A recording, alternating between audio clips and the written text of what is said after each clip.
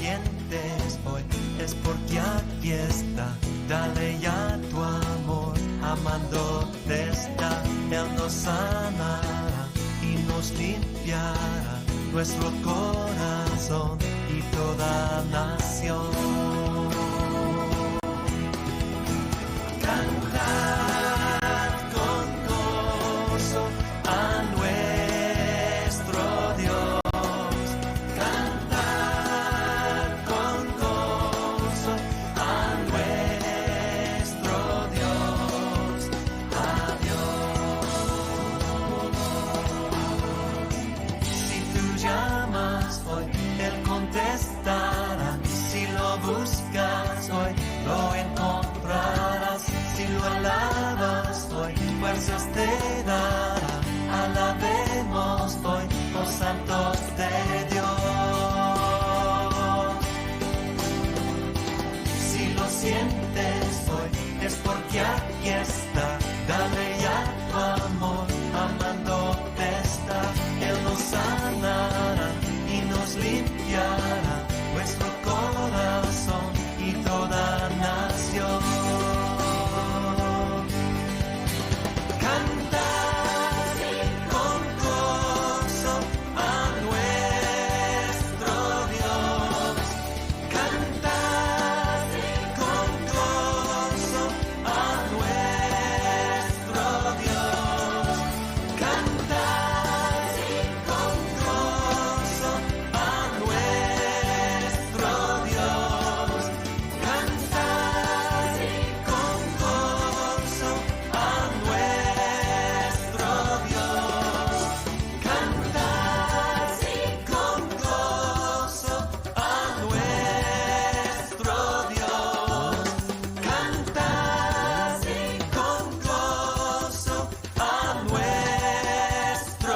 gozo a nuestro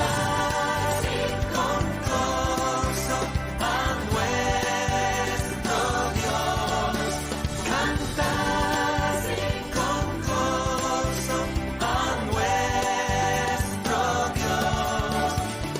Dios.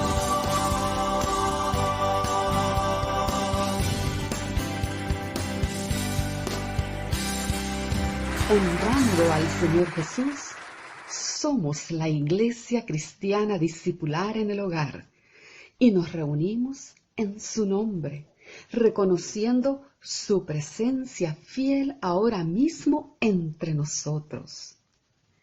Por lo que alegremente y con gratitud nos disponemos a recibir su palabra en nuestras vidas. Aleluya.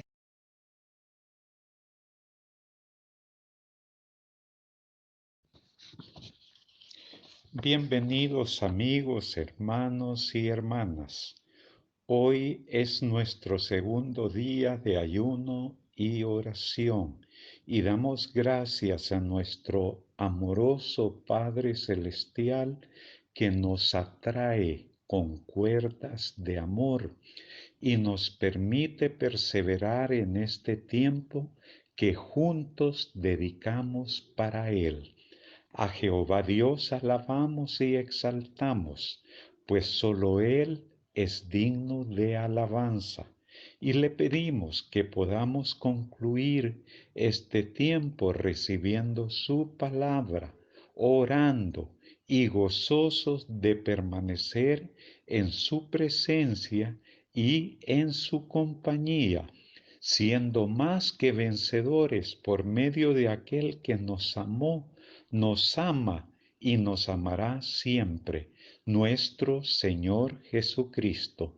A Él sea gloria y honor por los siglos de los siglos. Amén y amén. Hoy continuamos con el mensaje a las 7 iglesias. En Apocalipsis capítulo 2, verso 2, viene el reconocimiento de parte del Señor a la iglesia de Éfeso. Dice así: yo conozco tus obras y tu arduo trabajo y paciencia, y que no puedes soportar a los malos, y has probado a los que dicen ser apóstoles y no lo son, y los has hallado mentirosos. El reconocimiento continúa también en el verso 3 que dice, y has sufrido y has tenido paciencia, es decir, aguante frente a las circunstancias, y agrega, y has trabajado arduamente por amor de mi nombre y no has desmayado. Lo primero que notamos es que los creyentes de Éfeso eran activos, no eran holgazanes, hacían cosas, llevaban a cabo planes. No solo había ahí buenas obras, sino que trabajaban arduamente, fatigosamente, aunque la fatiga no los había rendido, no los había vencido, ni habían desmayado. El propio hecho de probar con amargura a los falsos apóstoles les fatigaba, pero no les desmayaba. En otras palabras, los fieles de Éfeso habían pasado por la amarga prueba del influjo y de la nociva enseñanza de los falsos maestros. Así que el Señor los alaba porque no lo soportaron, es decir, no cometieron la insensatez de cargar con ellos una vez que los hallaron mentirosos, ya que vale la pena decirlo, desde aquel tiempo ya pululaban los falsos maestros, los falsos profetas en las iglesias. Así que en el verso 2 dice que la iglesia de Éfeso no puede soportar a los malos, a los lobos rapaces que han entrado en la congregación, como leemos en segunda de Pedro, capítulo 2, verso 1. Pero hubo también falsos profetas entre el pueblo, como habrá entre vosotros falsos maestros que introducirán encubiertamente herejías destructoras y aún negarán al Señor que los rescató, atrayendo sobre sí mismos destrucción repentina. Pero en el verso 4 se nos dice que soportaron por causa del nombre de Cristo la persecución que les había acosado desde fuera. Se habían fatigado en el arduo trabajo, pero no habían desmayado. Es decir, la fatiga no les había vencido y seguían adelante, por decirlo así, infatigables. Pero en el verso 4 dice el Señor, tengo contra ti que has dejado tu primer amor. Pero el versículo precisamente se abre con un pero y luego viene una amarga queja de parte de Cristo. Tengo contra ti que dejaste atrás, abandonaste como una mala decisión de una vez por todas tu primer amor. Es que, hermanos y amigos, la rutina de cada día llega a dar lugar al enfriamiento del amor inicial, llega a dar lugar al enfriamiento del fervor del noviazgo, de la luna de miel del matrimonio. Suele ser un proceso lento, pero con seguridad desemboca en una crisis tremenda. 30 años antes, esta iglesia de Éfeso había sido encomiada por su amor, tal como lo leemos en Efesios 1:15, que dice así, por esta causa también yo, habiendo oído de vuestra fe en el Señor y atención y de vuestro amor para con todos los santos. Hermanos y amigos, ¿cómo llega a suceder esto del abandono y del enfriamiento del primer amor? De muchas maneras. Número uno, por ejemplo, cuando las cosas que Dios nos da cobran más importancia que el Dios que nos da y provee todas las cosas. Cuando los regalos que Cristo nos da se tornan más importantes que el Cristo que nos da los regalos. El enfriamiento del corazón no siempre es fácil de detectar, no siempre es objeto de deducción, sino de intuición. No se expresa, pero se respira, se palpa, se siente con mayor o menor fuerza. Es que el verdadero cristianismo no consiste en recordar el amor pasado, sino en mantener el mismo amor ardiente a Cristo en el presente, esa actitud reverente hacia Él el mismo día de hoy. Así como el pan puesto sobre la mesa debe ser fresco, no duro ni rancio, así debe ser el amor del cristiano, siempre nuevo, porque el amor es el alma del cristianismo. Cuando el cristiano carece de amor hacia Cristo, se torna sin alma, muerto, lamentablemente. Esto es porque el Señor no acepta nada en sustitución del corazón. Por eso Él dice en su palabra reiteradamente: dame, hijo mío, tu corazón, y donde está tu tesoro, ahí también estará tu corazón. Es como si una mujer le dice a su marido: tú sabes que por ley estoy atada a ti y por eso debo estar contigo. Por lo tanto, yo estaré cumpliendo todo cuanto me incumbe. Yo te prepararé la comida, lavaré la ropa, mantendré limpia tu casa, pero te advierto que mi corazón no está contigo. Yo amo a otro. ¿Estaría contento ese hombre con semejante esposa? No, definitivamente no. Cualquier hombre, al descubrir que el corazón de su esposa pertenece a otro, la abandonará. En 2 capítulo 11, verso 2 al 3 leemos: porque os celo con celo de Dios, pues os he desposado con un solo esposo para presentaros como una virgen pura a Cristo.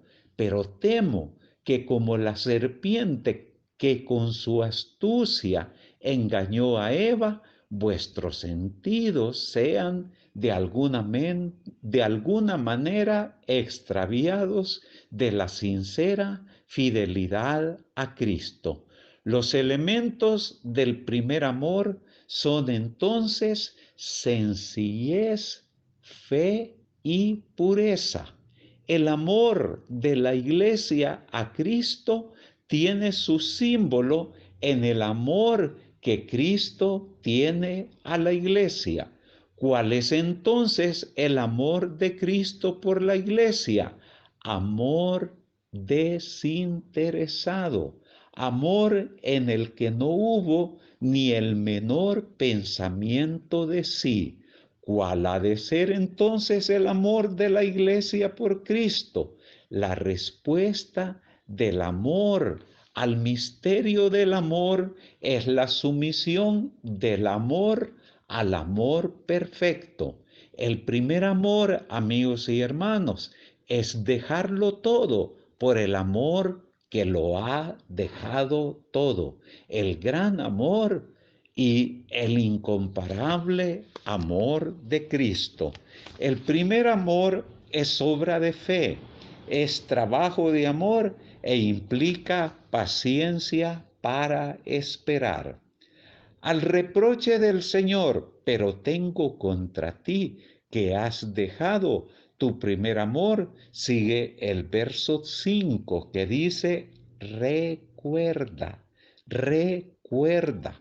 Esta es una exhortación a volver en sí, a reflexionar, a considerar el propio estado, la propia condición, como el hijo pródigo de Lucas 15:17. Lo primero que se necesita es volver en sí. Dice pues el verso 5, recuerda por tanto de dónde has caído. Es como si el Señor te dijese en esta hora, recuerda aquel tiempo dichoso del primer amor. El termómetro ha bajado mucho desde entonces. El lento enfriamiento te ha impedido percatarte del descenso espiritual. Recuerda de dónde, de qué altura has caído.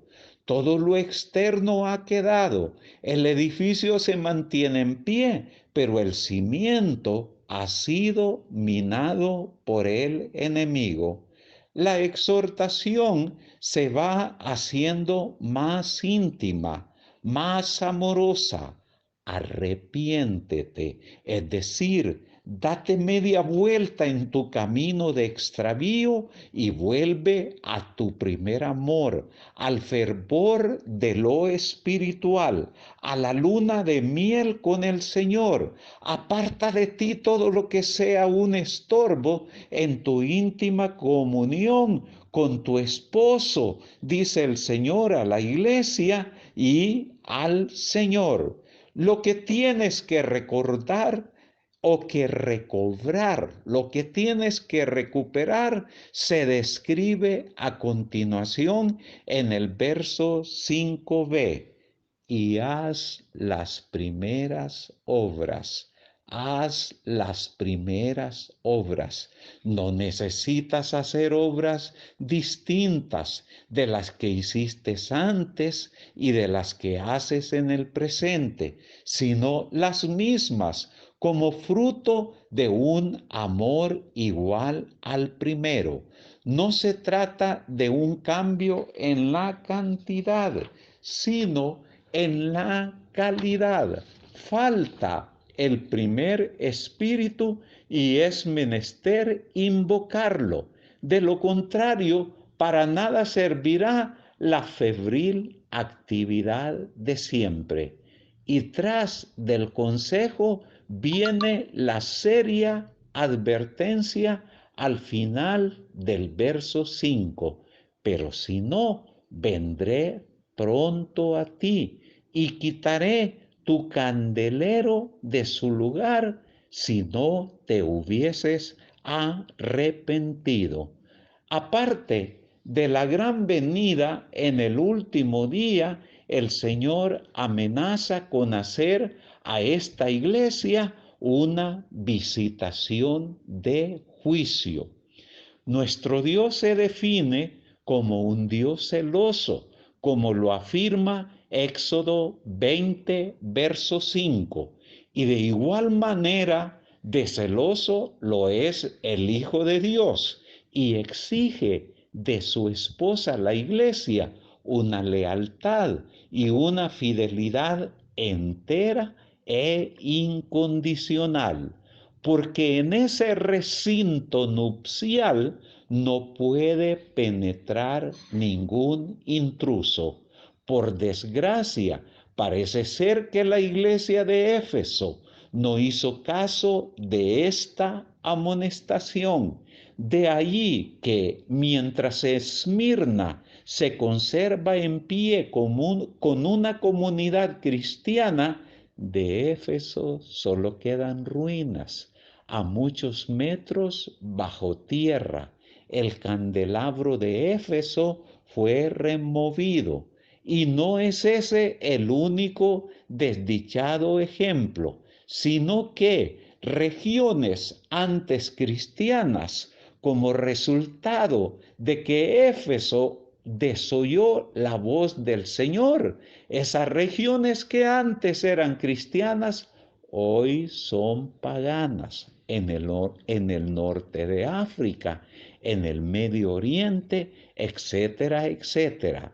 También en algunas regiones de Inglaterra se pueden ver antiguos templos convertidos en salas de baile, de juego, de bingo. En otros países europeos sirven de museos o mezquitas.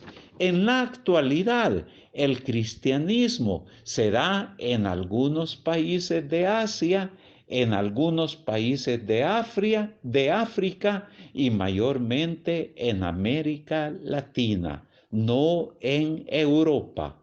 El Señor no quiere terminar con un reproche, sino con algo positivo, constructivo y alentador. Y con otro pero encabeza un nuevo reconocimiento a la iglesia de Éfeso. Dice el verso 6, pero tienes esto, que aborreces las obras de los nicolaítas, las cuales yo también aborrezco. Lo primero que notamos es que Cristo alaba el odio a las obras de los nicolaítas, no el odio a ellos mismos. Es decir, practican el odio al pecado, pero el amor al pecador. Este es un antiguo eslogan que solemos repetir, pero lo dejamos frecuentemente sin cumplir. Otro detalle digno de consideración es que los ojos del Señor no solo escrutan lo malo que hay en nosotros, sino cualquier detalle bueno, por insignificante que nos pueda parecer a nosotros mismos o a los demás. Ello naturalmente nos consuela, a la vez que nos estimula y nos amonesta. Así que nos cabe el consuelo de saber que Él aprecia y estima cualquier cosa buena que haya en nosotros, aun cuando los demás nos interpreten mal, no nos comprendan o nos juzguen a la ligera. Ahora bien, ¿quiénes eran esos nicolaítas de los que aquí se nos habla? Se ha creído que eran seguidores del diácono Nicolás, que se menciona en Hechos capítulo 6, verso 5, del que suponen que apostató de la verdadera fe y estableció una especie de secta mundana. ¿Cómo defendernos de tales influencias que también existen en el tiempo presente? Nunca como hoy pululan cualquier cantidad de sectas disfrazadas de creyentes en la fe en Jesucristo. Pues afortunadamente la palabra de Dios nos lo dice con claridad. ¿Cómo defendernos de tales influencias? En San Juan 10:27, por ejemplo, dice, mis ovejas oyen mi voz y yo las conozco y me siguen. Qué importante oír la voz de Dios, oír la palabra de Dios, no las voces fantasiosas y erradas de los hombres. Y el propio Juan nos dice en Primera de Juan capítulo 2, versos 20, 24 y 26, pero vosotros tenéis la unción del Santo y conocéis todas las cosas. Y en el verso 24 dice, lo que habéis oído desde el principio permanezca en vosotros. Lo que habéis oído desde el principio permanezca en vosotros. Si lo que habéis oído desde el principio permanece en vosotros, también vosotros permaneceréis en el Hijo y en el Padre. Alabado sea el Hijo y alabado también es el Padre. Y en el verso 26, siempre de Primera de Juan, capítulo 2, dice, os he escrito esto sobre los que os engañan. Es claro que el propio Señor dice que aborrece la obra y la doctrina de los nicolaitas cuando afirma en Apocalipsis capítulo 2, verso 15, y también tienes a los que retienen la doctrina de los nicolaitas, la que yo aborrezco.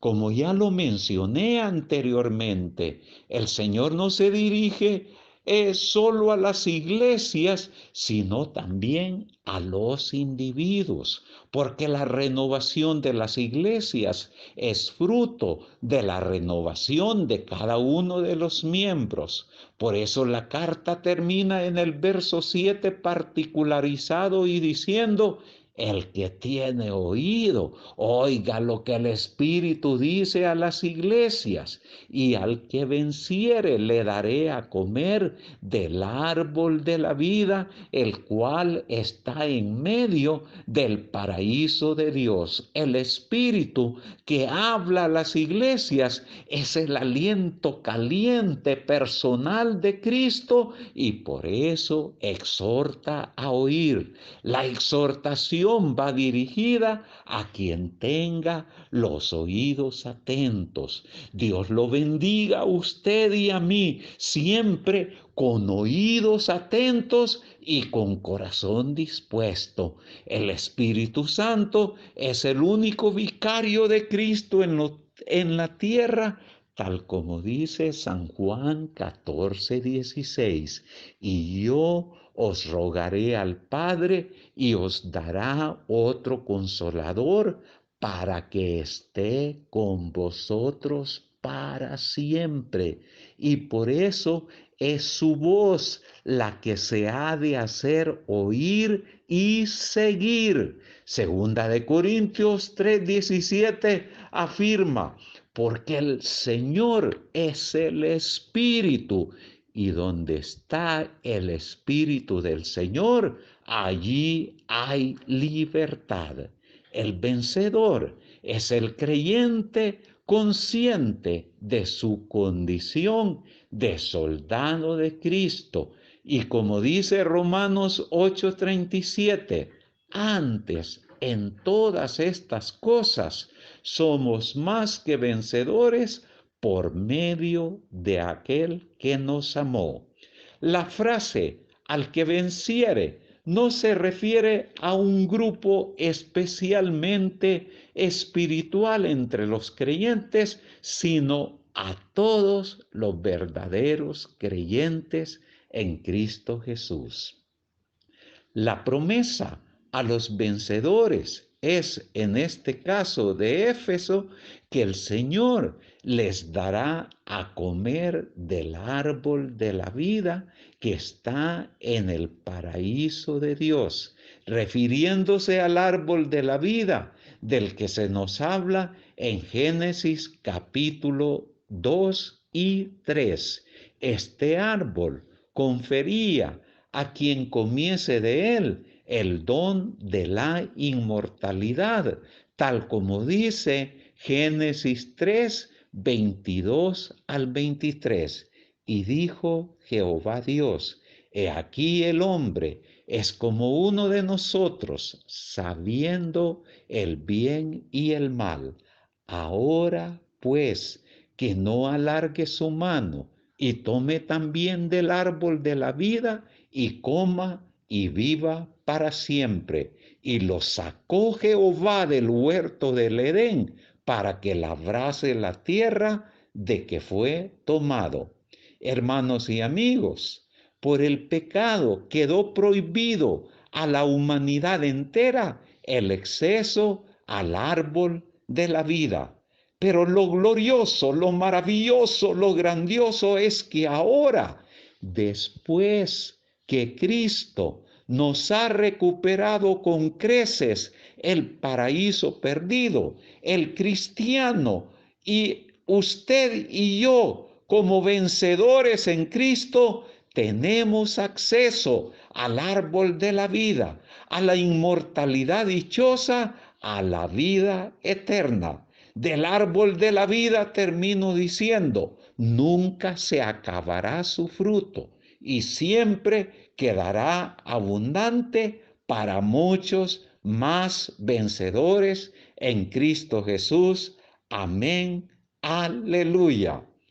Continuaré, si Dios lo permite, con el estudio de la siguiente carta que está dirigida a la iglesia de Esmirna en nuestro próximo ayuno del mes de febrero. Al Señor sea la gloria y el honor por los siglos de los siglos. Amén y amén. Antes de concluir, oremos juntos. Dios y Padre, que estás en gloria, ayúdanos como iglesia, como pueblo tuyo, como creyentes, a imitar lo bueno de la iglesia de Éfeso, como lo es el trabajo arduo, que seamos activos y no holgazanes, pero que no la imitemos al dejar el primer amor, es decir, abandonarlo, ya que es y será una muy mala decisión. No permitas, Padre, que la rutina de cada día nos conduzca al enfriamiento del amor inicial. Abre nuestro entendimiento para que entendamos que la pérdida del primer amor puede ser un proceso lento que desemboca en una crisis grave para nuestras vidas. Que te amemos, oh Dios, con fe, sencillez y pureza, y que estemos dispuestos, si es preciso, a dejarlo todo, así como tú lo dejaste todo por amor a nosotros. Que recordemos cómo le pediste a los creyentes de Éfeso aquel tiempo dichoso de volver al primer amor, y que detectemos y efectuemos cambios si el termómetro de nuestro amor ha bajado mucho desde entonces.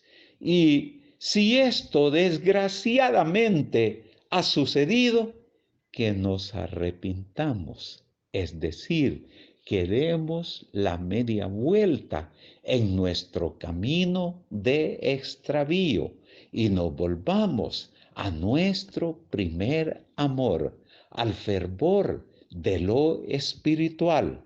Para ello, que volvamos a hacer nuestras primeras obras, aquellas que con mucho amor y dedicación hacíamos antes para ti.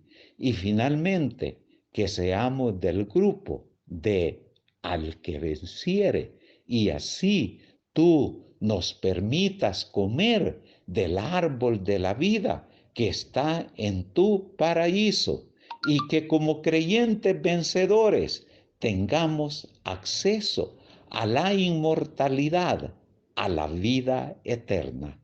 Gracias, Padre. Todo esto lo pedimos en el nombre de Jesús el Señor. Amén y amén. Y hoy, Padre misericordioso, te suplicamos por todos nuestros amigos, hermanos y hermanas que están pasando tribulaciones en su salud, en sus finanzas, en sus relaciones. Míralos, amado Dios, socórrelos y dales la salida victoriosa en esta misma hora.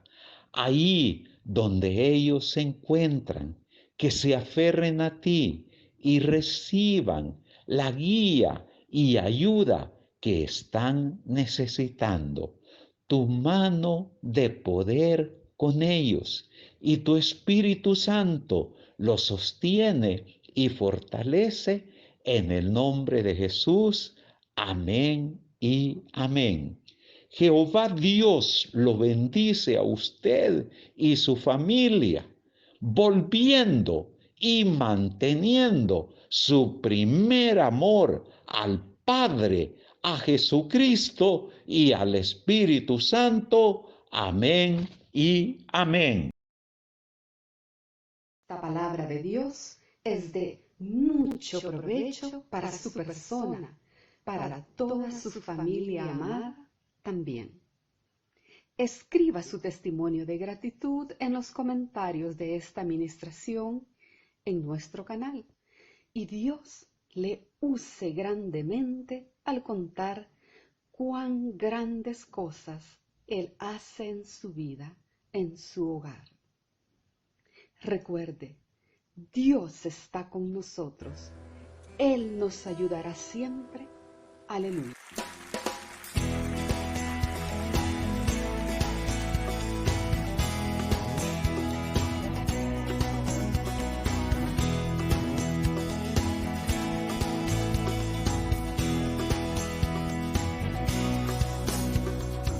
Si tú llamas hoy, Él contestará. Si lo buscas hoy, lo encontrarás. Si lo alabas hoy, fuerzas te dará. Alabemos hoy, oh santos de Dios. Cantad con gozo a nuestro Dios. Cantad con gozo a nuestro Dios. A Dios. Si lo sientes hoy, es porque aquí está. Dale ya tu amor, amándote está. Él nos sanará y nos limpiará nuestro corazón y toda nación. Cantad con gozo a nuestro Dios. Cantad con gozo a nuestro Dios. A Dios. Si tú llamas hoy, Él contestará. Si lo buscas hoy, lo encontrarás. Si lo alabas hoy, fuerzas te dará. Alabemos hoy, oh santos de Dios. Si lo sientes